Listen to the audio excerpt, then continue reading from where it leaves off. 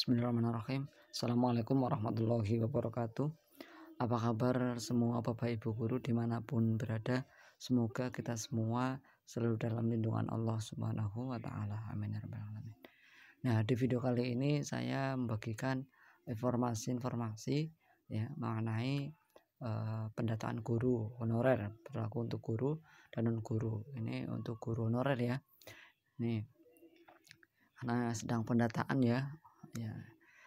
Silakan Bapak Ibu untuk terus mengecek mengenai perkembangannya ya, bertanya-tanya kepada rekan-rekan Bapak Ibu guru, baik operator ya, teman-teman Bapak Ibu guru mengenai berkas-berkasnya apa saja yang harus dikumpulkan seperti itu. Nah, sekarang masih berjalan ya Bapak Ibu, belum telat ya.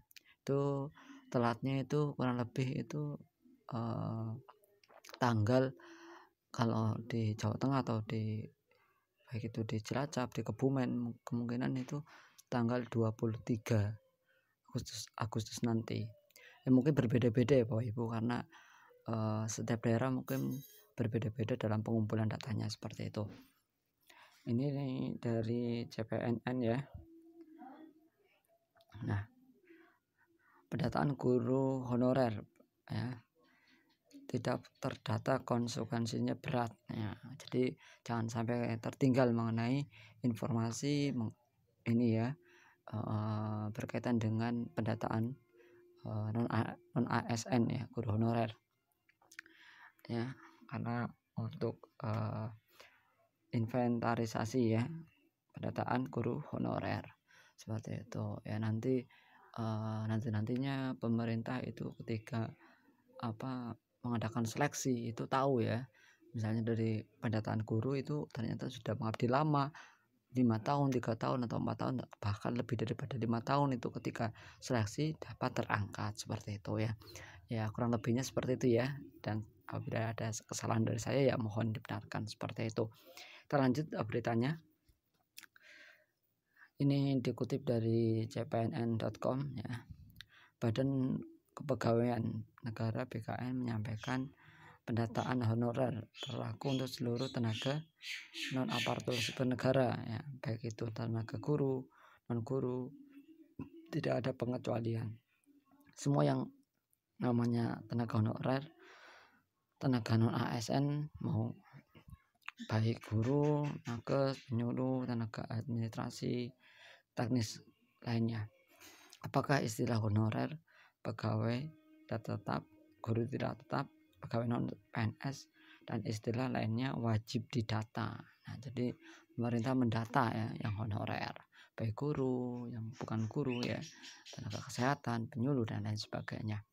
Kata Deputi Bidang Sistem Informasi Kepegawaian BKN Suharmen kepada CPNN ya pada 16 Agustus. Lanjut. Dia menegaskan pendataan seluruh tenaga non ASN itu untuk mengetahui postur keseluruhannya. Nah, jadi untuk mengetahui ya, baik itu kemampuannya, terus lamanya mengabdi seperti itu ya, umur ya seperti itu dan lain sebagainya. Setelah itu bisa disusun kebijakannya mau seperti apa. Nah, ya, itu dari pemerintah. Deputi Suharmen mengatakan fokus perhatian pemerintah saat ini baru sebatas pendataan untuk pemetaan saja. Ya, kita yang penting kita anut ya, yang penting kita taati perintahnya. Apapun itu, baik itu pendataan kita selalu itu mengikuti ya perkembangannya. Sebab tanpa data valid tentu kita akan sulit menyusun kebijakan penyelesaian tenaga non ASN ini akan seperti apa ya. Tanpa data valid tentu akan sulit menyusun kebijakan penyelesaian tenaga non ASN ini akan seperti apa ya. Jadi pemerintah menyusun ya data-datanya. Jadi kami bersama-sama Kementerian Penyandanggunaan Aparatur Negara dan Reformasi Birokrasi ya, ini Kementerian Pendayagunaan Aparatur Negara dan Reformasi Birokrasi Kemenpan RB baru sebatas melakukan pemetaan, sehingga nanti kebijakan untuk penyelesaian tenaga non ASN ini bisa lebih tepat katanya ya. Lanjut, dikatakan dalam pendataan ini tentu ada batas waktunya karena harus ada cut off ya, cut off sesuai SF Menpan RP nomor 15 ya, 2/MSM 01 2022 tertanggal 22 Juli. Batas waktu pendataan honorer sampai 30 September 2022. Nah, ini batas akhirnya ya. Ya, mungkin di daerah-daerahnya itu berbeda-beda. Ada yang pertengahan Agustus, akhir Agustus, awal September seperti itu. PKN selanjutnya akan mendorong kantor regional untuk berkoordinasi secara intens dengan instansi. Dia berharap tidak ada instansi yang mengeyel, jadi tidak ada instansi yang misalnya di instansi sekolah itu tidak, misalnya gurunya itu tidak mau mengumpulkan ya, jadi harus mengumpulkan seperti itu ya, karena untuk pendataan seperti itu. Mengenai sanksi bagi instansi pusat dan daerah yang tidak memasukkan data tenaga non ASN hingga 30 September, Deputi Suharman mengatakan belum dibahas sampai ke situ. Namun secara pasti kalau instansi tidak melakukan pendataan, maka tentu tidak akan ada solusi untuk penyelesaian tenaga non ASN di instansinya seperti itu. Nah, lanjut. Saya optimistis instansi akan kooperatif karena sekarang ini cukup banyak surat yang masuk kepada saya ataupun melalui Pak Kepala atas usulan penyelesaian tenaga non ASN ungkapnya. Atas permintaan instansi tersebut, menurut Deputi Suharman, PKN tidak bisa mengusulkan alternatif kebijakannya kepada Kemenpan RP kalau belum tahu kondisinya seperti apa. Seperti itu. Ya, ini informasinya ya. Jadi silakan Bapak Ibu untuk menyiapkan berkas-berkasnya apa saja. Itu kalau nggak salah itu berkasnya ada KK ya, kartu keluarga, KTP ya, terus apalagi itu ya, surat aktif mengajar ya, terus ada SK pengangkatan Bapak Ibu ketika menjadi guru GTT, baik itu guru GTT maupun non guru ya, atau kesehatan ya, itu pasti ada SK pengangkatannya ya.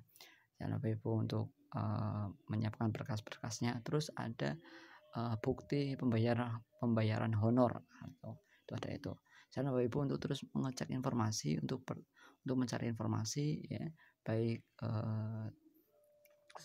sama operator ya, terus lewat internet ya, kalau internet, terus kepada teman-teman Bapak Ibu ya yang sudah paham ya, bertanya ke operator ya. Misalnya koordinasi itu biasanya dari Korwil ya, itu dari kepala dinas ya, itu apa yang dikumpulkan berkas-berkasnya seperti itu kurang lebihnya.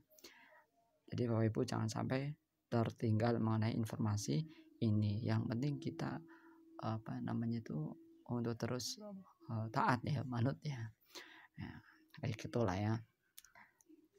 Ya, baik, demikian ini informasi yang terkini mengenai pendataan guru honorer seperti itu.